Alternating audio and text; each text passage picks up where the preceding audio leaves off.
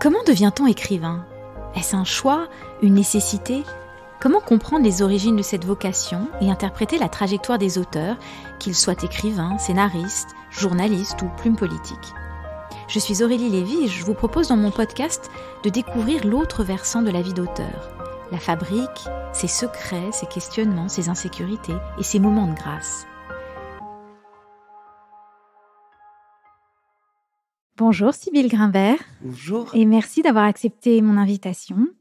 Cette semaine, l'émission Écrire est au Centre Pompidou pour le festival Extra qui inaugure la rentrée littéraire, orchestré par Jean-Max Collard. Et lorsqu'il m'a donné carte blanche pour l'inviter et le lieu, j'ai choisi le jardin d'hiver de Dubuffet, celui qui s'apparentait le plus à l'antre maternel, dans l'espoir que la conversation serait la plus intime possible. Mais surtout, j'ai choisi de m'entretenir avec toi, Sybille Grimbert, qui sort aux éditions Anne Carrière ton 11e roman, Le Dernier des Siens. En 1835, Gus, un jeune naturaliste, trouve lors d'un voyage sur l'île d'Eldé, à côté de l'Islande, un grand pingouin rescapé d'un massacre. Alors précisons qu'à l'époque, les grands pingouins étaient chassés pour faire de l'huile, comme appât pour la pêche à la morue et pour le commerce de plumes et les matelas et les coussins, mais aussi pour être exhibés dans des musées à travers le monde.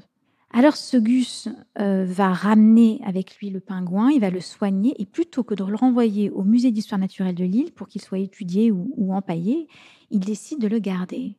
Et va se nouer entre eux un lien digne des plus grandes histoires d'amour. Alors avant d'entamer notre conversation, je voudrais quand même préciser deux choses. D'abord, c'est que le grand pingouin est un animal très ancien, dont le dernier spécimen a disparu en 1844. Gus a donc découvert un des derniers et à cette époque, pour contextualiser un petit peu les choses, Darwin n'a pas encore écrit sa théorie de l'évolution. On ignore donc encore le fruit de ses recherches biologiques. Alors d'abord, bravo Sybille Grimbert pour ce livre. Ce tour de force, à mon sens. Je tenais absolument à ce que tu fasses partie des premiers invités de cette émission. Alors, à l'approche de la 6e extinction et surtout la sortie de ton livre, comment te sens-tu ? Très contente. Là, je dois dire très contente. Alors, pour mon livre, pardon.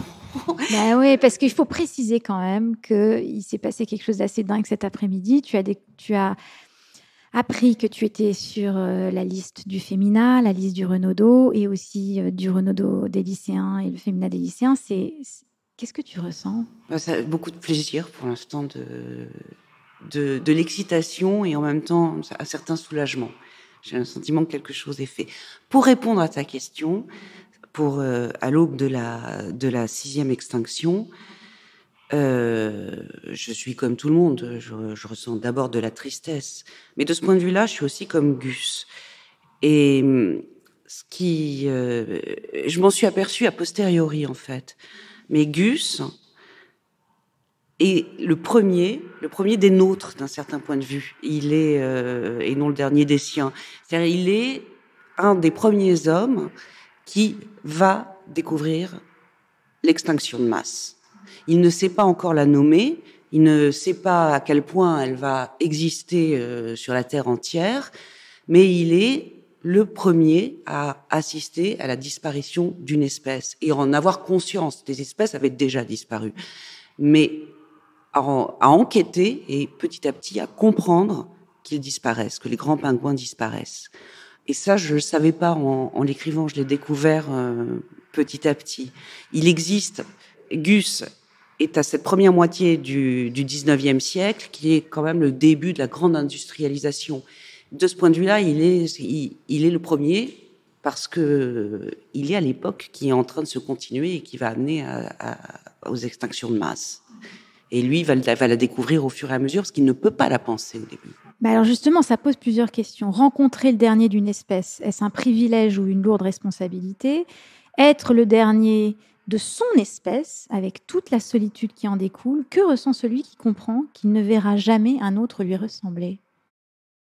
Alors, pour un être humain, j'en sais rien, parce que quand même, je ne crois pas qu'on puisse imaginer une chose pareille. Et pour ce qui est du dernier pingouin, donc de Prospe. Il s'appelle Prospe, ce pingouin, parce qu'on va beaucoup entendre ces deux noms dans le fil de l'émission. Gus, qui est le naturaliste, qui va récupérer Prospe, et Prospe, le grand pingouin. Et d'ailleurs, je voulais préciser que si on entend des bruits... on dirait une ménagerie. Exactement, on a l'impression d'être sur une île avec des pingouins qui se font massacrer, et en fait, ce sont simplement les bruits du musée. Donc oui, Prospe, en fait, je ne sais pas ce que pense Prospe au fond. Je sais ce que pense Gus quand il regarde Prospe et qu'il comprend qu'il est, enfin, au bout d'un certain voyage, et qu'il comprend que Prospe est l'unique individu de son espèce. C'est Prospe, à la limite, donc le grand pingouin, il pourrait ne pas le savoir. Hein. Il est, au fond, c'est devenu un animal domestique, un animal familier.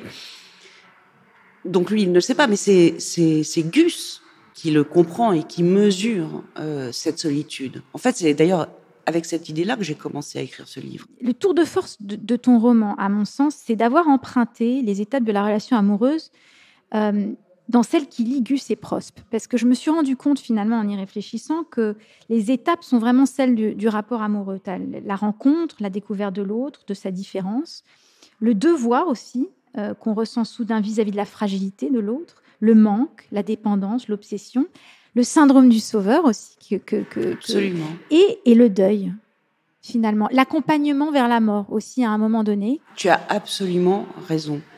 Et d'ailleurs, c'est là qu'on voit... C'était délibéré ou ça s'est fait? Non, c'était pas délibéré. En fait, je crois que rien n'était délibéré, mais enfin, sauf le sujet. Les deux, Prospe et Gus, l'homme et le grand pingouin, vont s'aimer. Et tous les amours commencent à peu près de la même manière. Donc, effectivement, comme tu l'as dit, on se découvre. Là, on découvre une altérité totale, enfin, de quelqu'un avec qui on ne peut pas parler. Et puis après, suivent les différentes étapes que la carte du tendre, d'un certain point de vue. Mais il y a une différence. C'est que une histoire d'amour, quand elle se finit, tu peux être triste, abominablement malheureux, mais les êtres humains n'ont pas disparu. Tu peux même penser que tu seras amoureux à nouveau et que quelqu'un avec 2 bras, 2 jambes, un nez remplacera quelque part voilà. l'être perdu. Tandis que là où c'est une histoire d'amour unique, c'est que quand ils vont se séparer, quand Prospe, l'animal, va partir, et que il n'y aura plus jamais cette forme-là. Il n'y aura plus jamais cet être-là. C'est un amour fini au carré, quoi. Enfin, c'est fini. C'est non seulement la perte de l'amour, mais c'est la perte d'un être. Alors, tu parlais d'altérité tout à l'heure, justement, dans ce rapport. Et ce que j'ai trouvé très beau, c'est que tu fais naître cet amour au travers aussi du regard de l'autre. Parce qu'en fait, bon, précisons que, alors qu'il est en escale, c'est en Écosse, c'est ça? Oui, les orcades, voilà. Il va se déplacer, après il va aller au Féroé. Voilà. Là, avec l'animal, Gus et Prospe vont cohabiter dans le même lieu. Ils vont se toiser. Et pendant un temps, Gus est distant, presque indifférent. Mais un soir, il y a ce personnage de Buchanan, un jeune notaire, je crois, qui vient boire un verre chez Gus et il observe à son tour l'animal. Et c'est au travers du regard de Buchanan, qui admire l'animal, que Gus commence à voir son pingouin autrement. Et justement, alors tu écris, il avait le sentiment d'être entré dans le regard de Buchanan, de voir ce que Buchanan voyait, une bête fabuleuse, immense, que la pénombre et la solitude agrandissaient encore. Donc en fait, c'est au travers du regard de l'autre qu'il tombe amoureux, si je puis dire. Ça pose la question de l'altérité, comme tu l'as mentionné, de la façon dont l'autre enrichit notre vie, nous permet de voir les choses qu'on ne voit pas, de se remettre en question et parfois même de changer d'avis. Et il y a une autre, autour de cette question, je me suis demandé comment le regard de ton compagnon, qui je sais a une importance énorme dans ton travail, comment son regard influence celui que tu portes sur ton travail? C'est plus qu'influencer. Il fait tout. Là, je te parle de mon compagnon. De mon mari. Ton compagnon dans la vie, qui en plus ici. Hein, c'est plus que ça. C'est comme un jeu aussi, enfin un jeu au sens le plus noble du terme entre nous. C'est-à-dire que je lui parle des idées de romans que je peux avoir, on discute. Déjà, ça commence là, et ensuite, je dirais pas que j'écris pour lui, mais il lit tout, et il lit pas une fois que j'ai fini un chapitre, il lit pas 30 pages de Word. Il lit 2 pages. Il lit, il lit le travail de la journée, la moisson de la journée. Et on en discute et c'est comme ça que le texte évolue. Enfin, c'est vraiment... Et j'adore cette façon de faire. Ça te donne de la force, enfin, ça te permet de cadrer. Ça me donne... Je vais te répondre très franchement, mais ça va peut-être être un peu décevant. Ça me donne certainement de la force, parce que quand il aime ce que j'ai fait, je suis... je fonce. Parfois, on se dispute, parce qu'on n'est pas d'accord. Mais surtout... ça donne, je suis désolée, mais c'est un poncif. Ça donne des rires, ça donne des conversations qui vont partir sur d'autres sujets. Ça donne de la vie, quoi. Ça donne, enfin, on n'a pas besoin de ça pour avoir de la vie. D'ailleurs, j'écris pas tout le temps et on vit quand même heureux. Enfin, j'espère quand j'écris pas. La littérature, c'est aussi important pour lui que pour moi. Il est avant tout un lecteur. On lit pas forcément toujours les mêmes choses, mais on a on a d'abord et avant tout une grande discussion intellectuelle. Surtout, enfin, il serait impensable d'écrire seul. Ça me donne du courage. Ça me donne de la ténacité. Alors, qui dit compagnon dit aussi accompagnateur. Et même si on écrit seul, on est quand même accompagné aussi par un éditeur. Et je tiens... En fait, j'ai très envie dans cette émission qu'on mentionne aussi l'éditeur et qu'on raconte un peu le travail. Donc, comment est-ce que Stéphane Carrière comment vous avez travaillé? Qu'est-ce qu'il a apporté ou retiré au texte d'ailleurs? Stéphane, on en a parlé, d'ailleurs avec mon compagnon aussi. On en a parlé très tôt, au moment où j'avais l'idée. J'avais pas commencé... Non, encore mieux. J'avais commencé un texte... Et Stéphane me disait, vas-y. Puis il me disait, mais en même temps, j'y crois pas tellement. Il avait 1000 fois raison, ça s'est écroulé comme un château de cartes. J'avais commencé, j'avais les 2/3 d'un roman, et que j'ai lâché, et qui était vraiment très très mauvais. Quand on parle avec Stéphane de l'idée du dernier des siens, je crois que c'est Stéphane qui a trouvé le titre. Voilà, ce soir-là, c'est quand même énorme. Et là, il y a eu un enthousiasme chez Stéphane qui est une des choses les plus précieuses pour un auteur. C'est extraordinaire. Tu parlais de ce qui donnait des ailes, mais un éditeur, et je le sais parce que je suis éditrice, et j'espère que j'arrive à faire ça avec mes auteurs, ça te donne un courage extraordinaire. Et là, ce soir-là, ça a été, son enthousiasme a emporté le truc, et je crois que le lendemain, j'ai commencé à écrire, et il avait donné le titre, Le dernier des siens. Donc ça a été formidable. Ensuite, il a accompagné le texte parce que je crois qu'il l'a aimé. On a avancé comme ça. Et ensuite, je dois dire que c'est toujours son enthousiasme. Et non, mais c'est énorme comme travail. C'est toujours le travail qu'il fait là, en m'accompagnant, en me parlant, en riant avec moi, qui fait que ce livre continue, peut exister. Sans Stéphane, ça n'existerait pas. Stéphane Carrière. Ouais, alors tu l'as aussi dit, tu es aussi éditrice. Quel regard portes-tu en tant qu'éditrice sur ton propre travail? Aucun. D'accord. Voilà. Tu compartimentes totalement. Je compartimente totalement. Je crois que je sais lire. À force d'avoir écrit des livres, maintenant, je maîtrise quand même bien mon écriture, qui n'est que la mienne. Ce que je sais, ce qui est important, c'est quand tu as un auteur qui vient, en tant que c'est totalement compartimenté pour ça, je publie des auteurs que j'aime tous, mais qui n'écrivent pas du tout comme moi. Qui n'écrivent pas des choses, d'ailleurs, heureusement, que j'aurais aimé écrire. Enfin, j'aurais aimé écrire, mais enfin, auxquelles j'ai pas pensé. Et c'est compartimenté là-dedans, c'est-à-dire que moi, mon travail d'éditeur, c'est de les amener à écrire, de les aider, si c'est nécessaire, à être ce qu'ils sont. Et pas à être ce que Sybille Grimbert pense.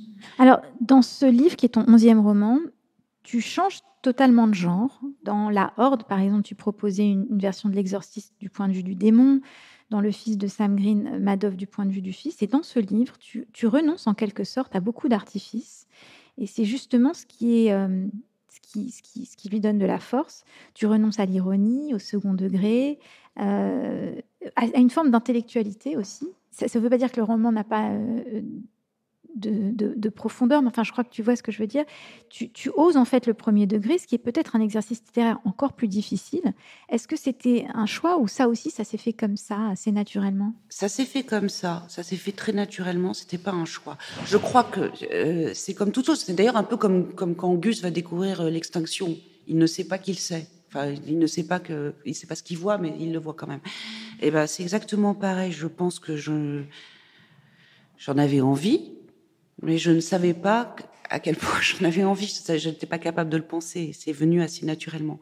Mais en vérité, de plus en plus, ces temps-ci, je crois que le premier livre qui a été du côté de la bonté, qui a abandonné un certain côté Pierre Ponce, que j'aime bien, enfin, c'est La Horde, c'est celui d'avant, où mon personnage de démon était un personnage bon, très bon, qui s'humanisait petit à petit, et qui abandonnait petit à petit son ironie. Mais c'était moins visible que là, où effectivement Donc tu as amorcé finalement ce travail d'arriver à l'essence, peut-être à le... Plus de jugement, ne plus jamais, plus de jugement. Entendons-nous bien, je pense que la 6e extinction, c'est une horreur. En fait, comprendre cet animal va changer le regard que Gus porte sur la nature et quelque part le libérer du poids de la responsabilité, d'une certaine façon. Comprendre qu'il n'est rien, comme tu dis, avec tout ce que cela comporte de rassurant, parce que finalement, n'être rien, c'est aussi appartenir au tout que constitue l'univers. Et il y a ce passage très beau que je vais lire. Soudain, l'être humain n'avait plus d'importance dans ce monde qui respirait seul de lui-même, de cet univers indifférent à sa présence, qui existait avant qu'un être humain ne le regarde et qui continuerait après. Ni plus ni moins important qu'un copeau parmi des milliards de copeaux, il n'était plus rien. Plus rien qui eût un nom, une corpulence, une odeur, des habitudes, des goûts, une individualité changeante. Et bizarrement, il se sentait plus libre, rassuré d'être identique à la vague, de tenir compagnie à la mouche qui volait sur le sable noir, plus fort de discuter, infime, modeste et égal à toute chose, avec cet univers infini qui ne lui répondait pas. C'était si grisant. C'est un livre qui est écrit à hauteur, à ma hauteur d'être humain. Enfin, en l'occurrence, 1m73. Mais ça pourrait être moins, ça pourrait être plus. Et ce sentiment-là, je crois que très rarement on l'éprouve.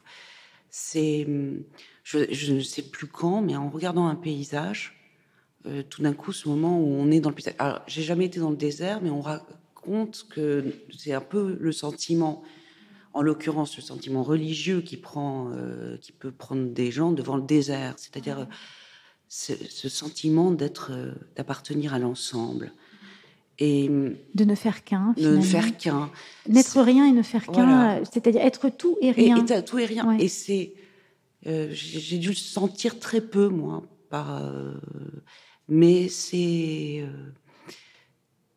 prodigieux de légèreté. Et c'est extraordinaire.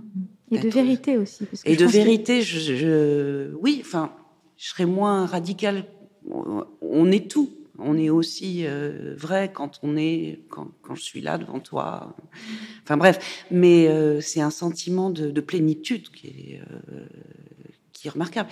Qui est, je pense, je n'en sais rien, et je ne prétends pas le savoir surtout, mais qui doit être aussi parfois le sentiment des animaux, donc le sentiment qu'éprouve Prospe.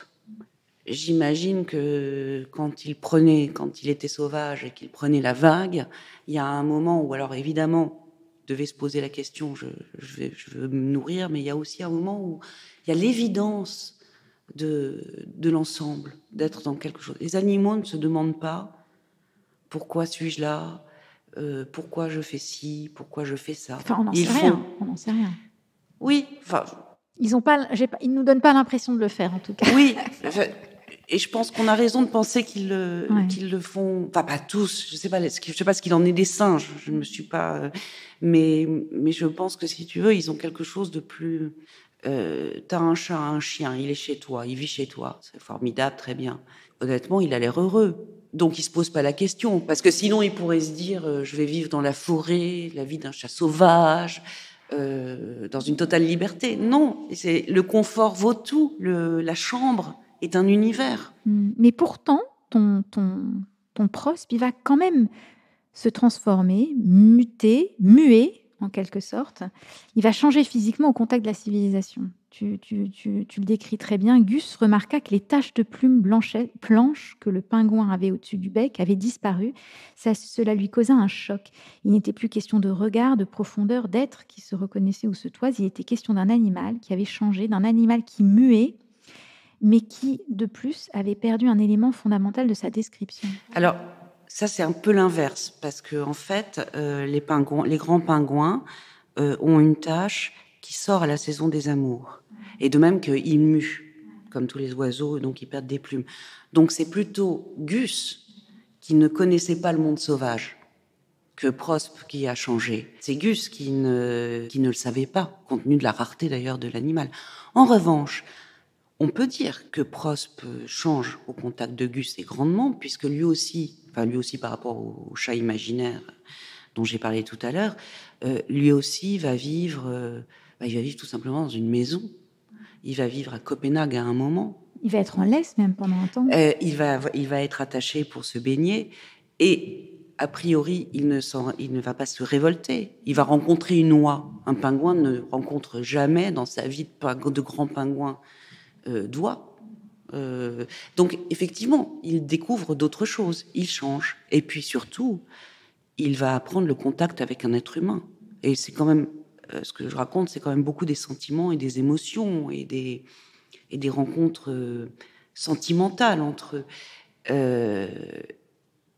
Et ça, un grand pingouin ne l'aurait jamais fait. Ouais, mais il va, comme tu le dis, changer au point même d'être rejeté par les siens. Parce qu'à un moment donné, Gus va se rendre compte que c'est une espèce en voie de disparition, en voie d'extinction. Il va le comprendre au travers de recherches, etc., parce qu'il aime son animal et qu'il s'y intéresse. Et il va vouloir retourner dans des lieux où potentiellement il pourrait y avoir d'autres pingouins pour qu'ils se reproduisent. Et à ce moment-là, il se passe un truc assez dingue, c'est que en Islande, où il se déplace avec son pingouin, il se retrouve dans son élément et Prospe est rejeté par les siens. À quoi ressemble le chagrin, la désolation et la honte chez un animal humilié, sans avenir?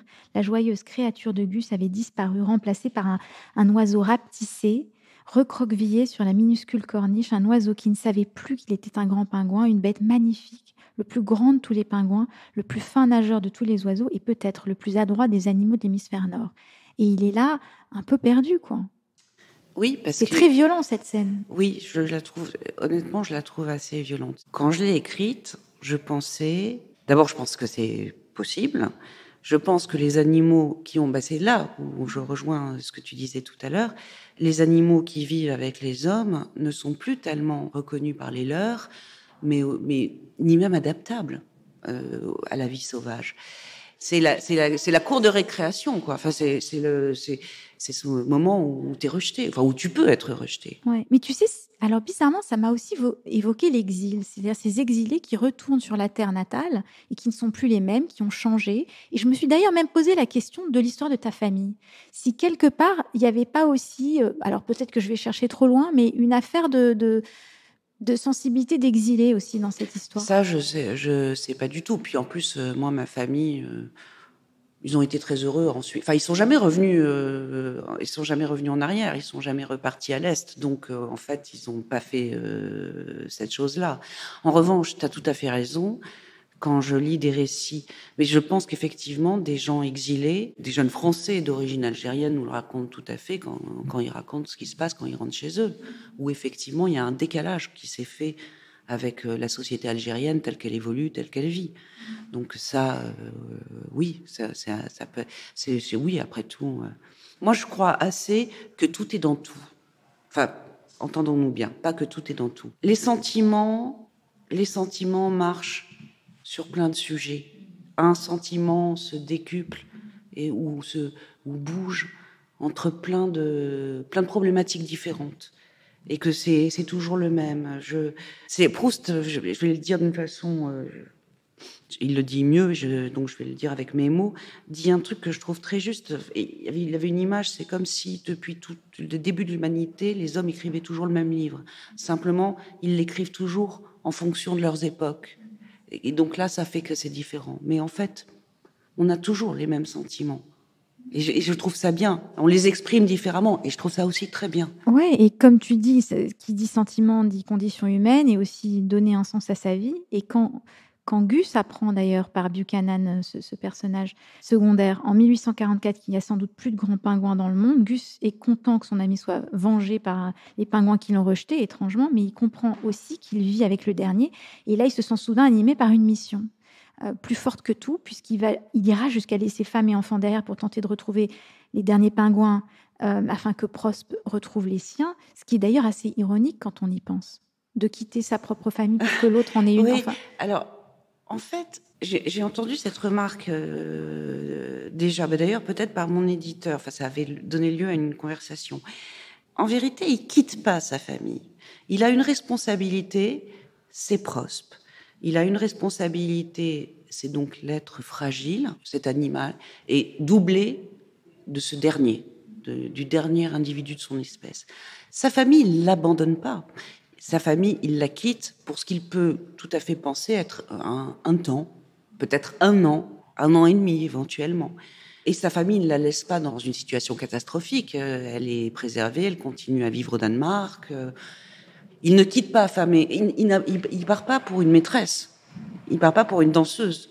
Il part pour effectivement, comme tu dis, une mission. Mais il n'abandonne pas sa famille.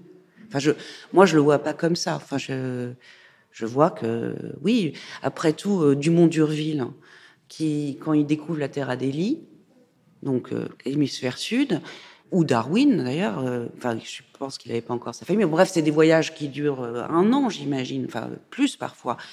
Ils abandonnent pas les leurs, ils reviennent, ils font leur mission. Et celle de Gus, c'est de sauver cet animal, c'est d'être responsable de cet animal qu'il a pris avec lui de façon fortuite au début. Et puis la fin est bouleversante, on ne va pas en parler parce qu'on va pas spoiler, comme diraient les Américains. Mais voilà, il va l'accompagner jusqu'à la fin, cet animal, comme on accompagne un proche en phase terminale. Il va connaître aussi la honte, le désarroi. Propre d'ailleurs ne sait pas lui-même qu'il est le dernier des siens. C'est Gus qui porte le poids de savoir son espèce en extinction, un poids qui va lui peser au point presque de l'annihiler. Et là, c'est l'animal qui va le ramener à la vie, en quelque sorte. Et c'est bouleversant. Donc, bravo vraiment, parce que c'est vraiment bouleversant. Est-ce que tu as vu Prospe? Est-ce que tu as vécu avec lui pendant l'écriture de ce livre? Oui, absolument. Donc, c'était lui aussi. Il t'a accompagné, en fait, il était là? Il m'a accompagné, il était là. Enfin, j'étais Gus. Voilà, tiens, j'étais Gus et j'avais Prospe. Et Prospe vivait pour moi. Mais ça se sent, je trouve, dans le livre. Qu'il était là, ça me fait quelque plaisir, part. oui, bien sûr. Ouais. Au début, quand j'essayais d'écrire, hein, j'essayais de me le représenter, tu vois, je me disais, tiens, s'il est là dans le coin de la pièce, qu'est-ce que ça fait? Puis petit à petit, il était là. Il était mien, enfin, il était mon animal. Qu'est-ce que ce livre a changé dans ta vie? Bah, écoute, je crois que c'est le premier livre dont je suis absolument contente. Non, mais c'est tout à fait personnel, ça n'intéresse personne. Mais c'est un sacré changement. C'est le premier livre avec lequel je suis d'accord.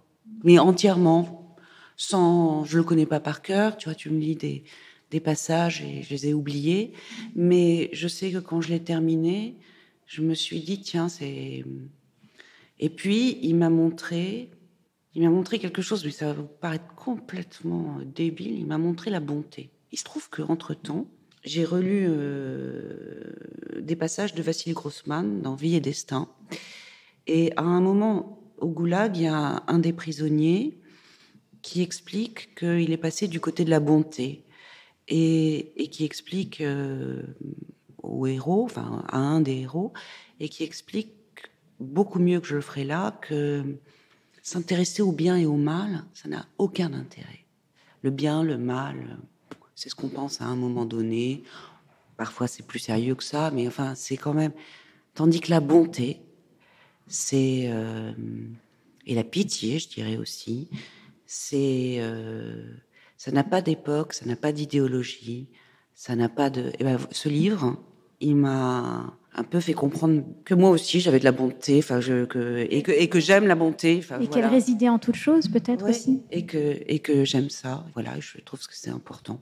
cet animal va disparaître à jamais, il va être annihilé quelque part. Je me posais comme dernière question, Sybille Grimbert, comment tu voulais que toi, on se souvienne de toi? Ça m'est égal. Honnêtement, ça m'est égal. Je veux rester avec les gens que j'aime. Voilà. Et Saint-Simon adorait sa femme. Et quand elle est morte, il a même laissé les larmes qui tombaient sur son manuscrit. Et en fait, ce qu'il avait demandé, c'est à être enterré au moment de sa mort, à côté d'elle, avec des chênes qui entouraient les deux cercueils. Ben, si tu veux, moi, je me fiche un peu du souvenir que je laisserai. J'aimerais bien être enterrée avec des chênes, avec les êtres que j'aime. Merci Sybille Grimbert. C'est très beau. Merci. Je te souhaite vraiment une belle route. Ton livre est magnifique. Je sais qu'il va faire belle route. Merci. C'est adorable. Merci du fond du cœur d'être Écoute, merci à toi de m'avoir invitée. C'est super.